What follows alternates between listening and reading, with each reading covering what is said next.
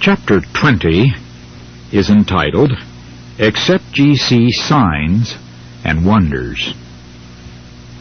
The Galileans who returned from the Passover brought back the report of the wonderful works of Jesus. The judgment passed upon his acts by the dignitaries at Jerusalem opened his way in Galilee. Many of the people lamented the abuse of the temple and the greed and arrogance of the priests.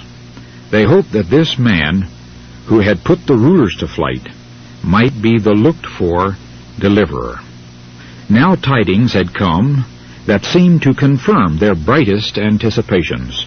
It was reported that the prophet had declared himself to be the Messiah. But the people of Nazareth did not believe on him.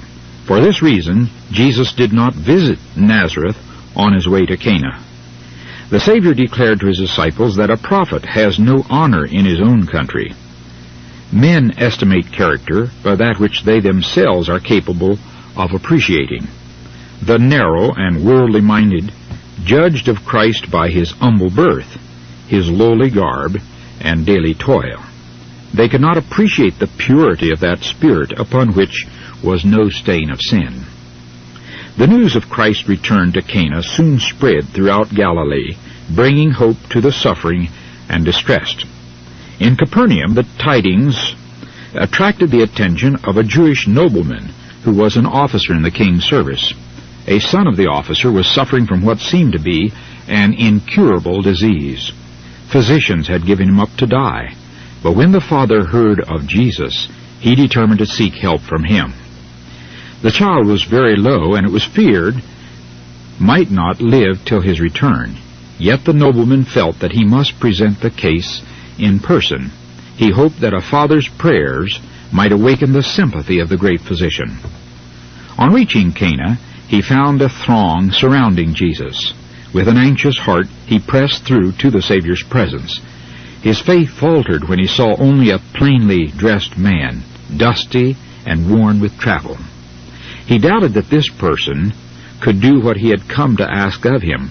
Yet he secured an interview with Jesus, told his errand, and besought the Savior to accompany him to his home. But already his sorrow was known to Jesus. Before the officer had left his home, the Savior had beheld his affliction. But he knew also that the Father had, in his own mind, made conditions concerning his belief in Jesus. Unless his petition should be granted, he would not receive him as the Messiah. While the officer waited in an agony of suspense, Jesus said, Except ye see signs and wonders, ye will not believe.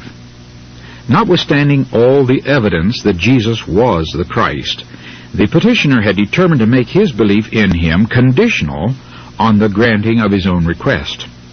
The Savior contrasted this questioning unbelief with the simple faith of the Samaritans, who asked for no miracle or sign. His word, the ever-present evidence of his divinity, had a convincing power that reached their hearts. Christ was pained that his own people, to whom the sacred oracles had been committed, should fail to hear the voice of God speaking to them in his Son. Yet the nobleman had a degree of faith, for he had come to ask what seemed to him the most precious of all blessings. Jesus had a greater gift to bestow. He desired not only to heal the child, but to make the officer and his household sharers in the blessings of salvation, and to kindle a light in Capernaum, which was so soon to be the field of his own labors. But the nobleman must realize his need before he would desire the grace of Christ. This courtier represented many of his nation. They were interested in Jesus from selfish motives. They hoped to receive some special benefit through his power, and they staked their faith on the granting of this temporal favor.